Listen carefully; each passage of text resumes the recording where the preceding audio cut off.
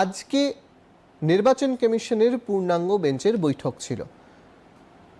সেখানে প্রত্যেকটা দলের সঙ্গে তারা বৈঠক করেন এবং প্রত্যেকটি দলের এই মুহূর্তে একটাই দাবি যেন স্বচ্ছ ভোটার তালিকা তৈরি হয়।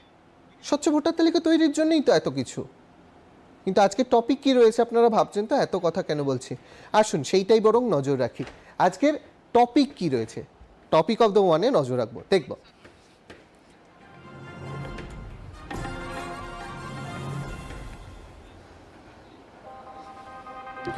নির্বাচন কমিশনের পূর্ণাঙ্গ বেঞ্চের বৈঠকের প্রথম দিনেই সংঘাতে রাজ্য সরকার ও নির্বাচন কমিশন।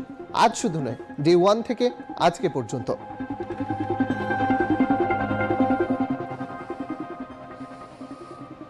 লজিক্যাল ডিসক্রিপেন্সি নিয়ে আক্রমণ তৃণমূলের, পাল্টা বিজেপির 16 দফা দাবি নির্বাচন কমিশনের কাছে। পূরণ হবে সেই সমস্ত দাবি? নির্বাচন কমিশন বুঝবে তাদের দাবি?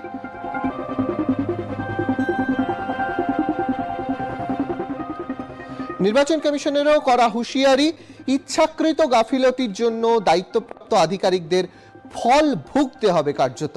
এমনটাই বলছেন নির্বাচন কমিশনার জ্ঞানেশ কুমার।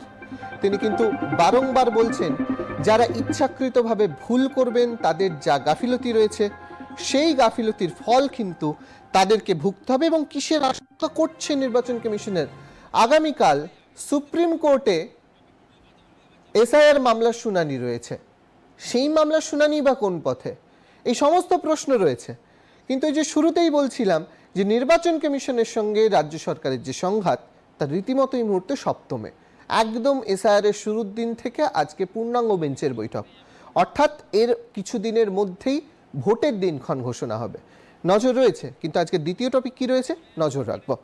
আজকে দ্বিতীয় টপিক কি রয়েছে, টপিক 2 দেখি।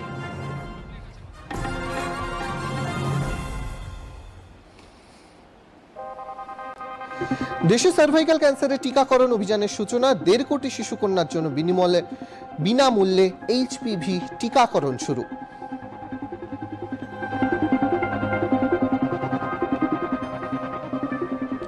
লক্ষ্য সার্ভাইকাল ক্যান্সারের প্রতিরোধ।